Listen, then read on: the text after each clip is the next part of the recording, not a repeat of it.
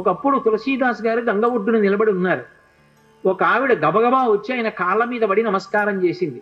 ఎప్పుడూ అలవాటు మీద తులసీదాస్ గారు దీర్ఘసుమంగళీభవ అన్నారు.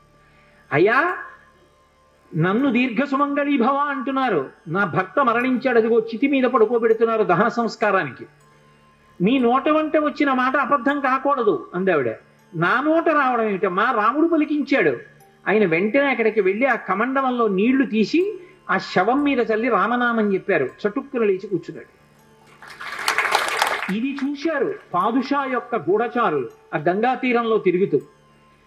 తులసీదాస్ గారి దగ్గర రకరకాలైనటువంటి విన్యాసాలు ఉన్నాయి, ఆయన ఏవైనా చెయ్యగలడని పాదుషాకి చెప్పారు. పాదుషా తులసీదాస్ని పిలిపించారు. పిలిపించి నువ్వేమిటో చచ్చిపోయిన వాడిని బతికించావుట, ఏవి కొన్నటువంటి వింత చేష్టితములు చెయ్యన్నారు. తులసీదాస్ గారు అన్నాడు, వింత చేష్టితములు చేయడానికి నేను గారడీవాడినా?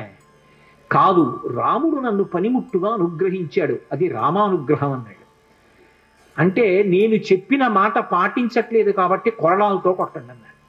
అంటే అప్పుడు హనుమాన్ చాలీసా చేశారు తులసీదాస్ గారు.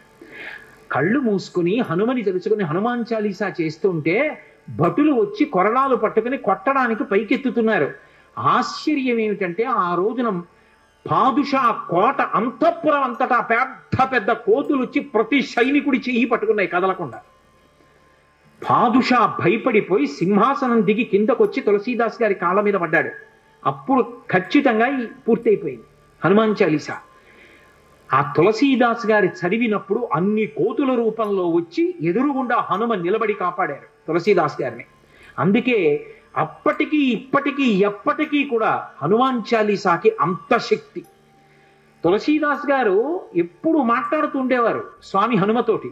రామాయణ రచన చేసేటప్పుడు రామచరితమానస్ రాసేటప్పుడు ఏ ఏ ఘట్టం దగ్గరికి వచ్చేటప్పటికి ఆయా ఘట్టం దగ్గర మళ్ళీ హనుమకి చదివి వినిపిస్తూ ఉండేవారు. హనుమ అంతా చదివి సరేనంటుండేవారు. అబ్బో, ఎన్ని చమత్కారాలు వాళ్ళిద్దరి మధ్యలో, ఎన్ని విశేషాలు జరిగాయో తులసీదాస్ గారికి హనుమకి. అంతటి గొప్ప అనుబంధం. అందుకే హనుమ గురించి తులసీదాస్ గారు ఏవి చెప్పారో అవన్నీ కూడా అద్భుతమైనటువంటి విషయాలు. రామచరితమానస్ అంత గొప్ప గ్రంథం. తులసీదాస్ గారిని అనుగ్రహించారు మహానుభావుడు స్వామి హనుమ. అనేకమైనటువంటి అవతారాల్లో ఈ లోకంలో వచ్చి ఎందరినో అనుగ్రహించారు. వారు వచ్చినటువంటి అవతారములు ఎన్నో ఉన్నాయి. అందులో సమర్థ రామదాసు గారిగా వచ్చారు ఒకప్పుడు. నారాయణ అన్నది ఆయన యొక్క అసలు పేరు. ఆ పిల్లవాడికి తల్లిదండ్రులు పెట్టిన పేరు. కానీ ఆ పిల్లవాడు విశేషమైనటువంటి రామభక్తి తత్పరుడయ్యాడు. పెళ్లి నిశ్చయం చేశారు. పిల్లవాడిని పెళ్లిపీటల మీద కూర్చోబెట్టారు. పురోహితుడు ఇక జీలకర్ర బెల్లం పెట్టించడం కోసమని సుముహూర్త సావధాన సులగ్ని సావధాన అంటున్నాడు.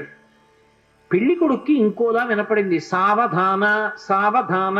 ఇలాగే అందరూ గృహస్థాశ్రమంలోకి వెళ్ళిపోతున్నారు, లంపటంలోకి వెళ్ళిపోతున్నావు, ఇక నిన్ను నువ్వు ఉద్ధరించుకోలేవు, నా మాట విను, ఇప్పటికైనా మించిపోయింది లేదు, ఇంకా సుముహూర్తం రాలేదు, తొందరపడు అన్నట్టుగా వినపడింది. సావధాన సావధాన అన్నది జాగ్రత్త పడు అన్నట్టు వినపడింది ఆ నారాయణ అన్న పిల్లవాడికి. అంతే హనుమ యొక్క అనుగ్రహం ఆవేశించింది. హనుమదవతారం అంటారు సమర్థ రామదాస్ గారు. ఒక్కసారి పెళ్లి మంటపంలోంచి 10 దూకులు దూకి వెళ్ళిపోయారు. రామదూత హనుమాన్ శ్రీరామదూత హనుమాన్.